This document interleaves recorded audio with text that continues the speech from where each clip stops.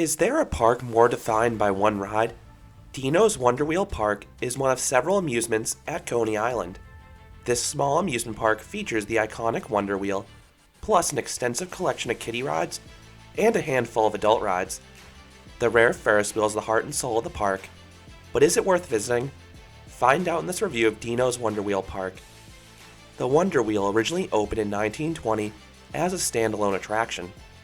This 150-foot or 46-meter tall Ferris wheel was notable not only for its height, but also for its unique gondolas.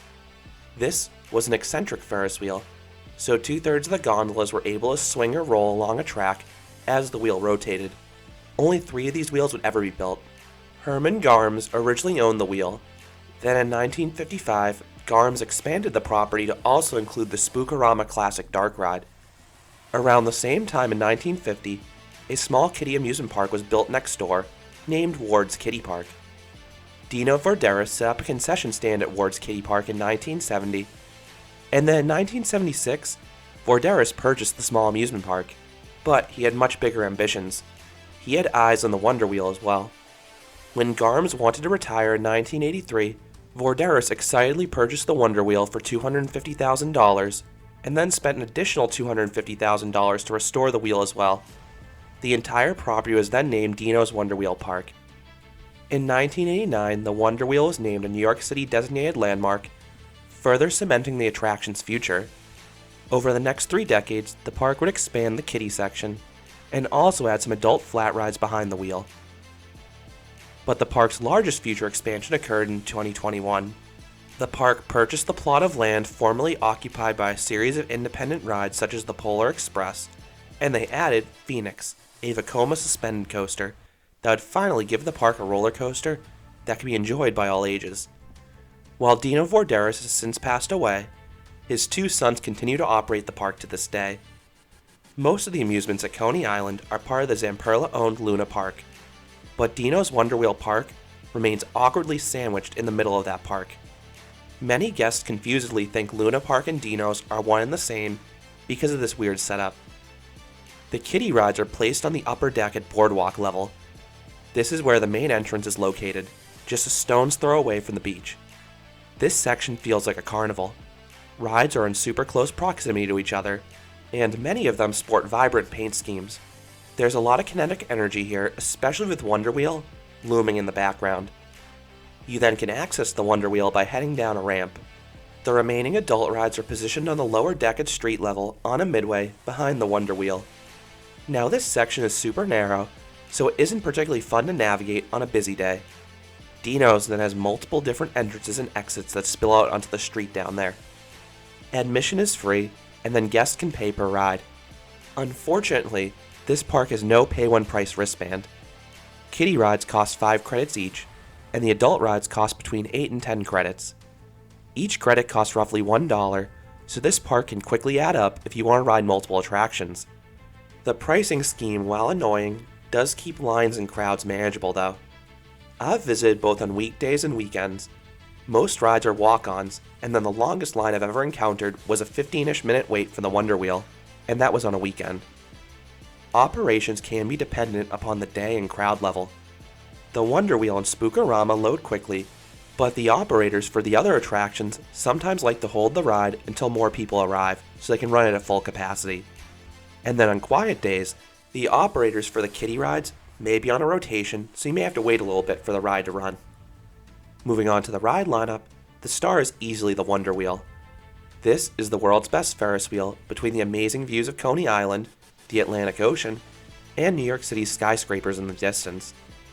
And then you have the super unique swinging gondolas as well. While they don't move an incredible amount, there's no restraint after all. It's psychologically thrilling given the visuals and age of the wheel.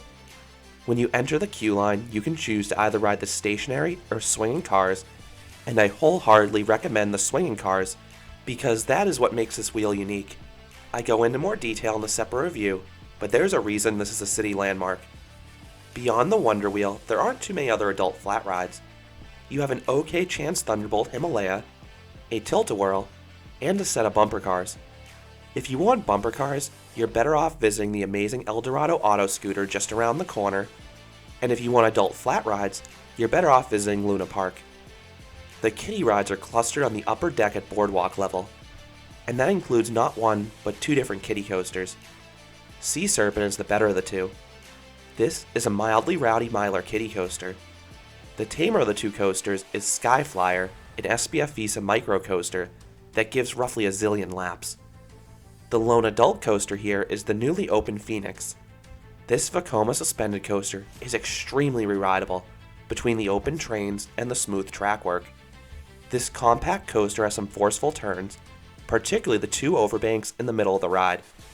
I have a separate review going into more detail, but this is the best family coaster at Coney Island. Then you also have two dark rides. Stop the Zombies is a chaotic Triotech shooting dark ride. If you've never tried one of these, they're pretty fun. The motion-based, 3D effects, and responsive guns make for a fun time as you gun at zombies. The better of the two dark rides is Spook-A-Rama. Built by the Pretzel Amusement Ride Company, this haunted house is great.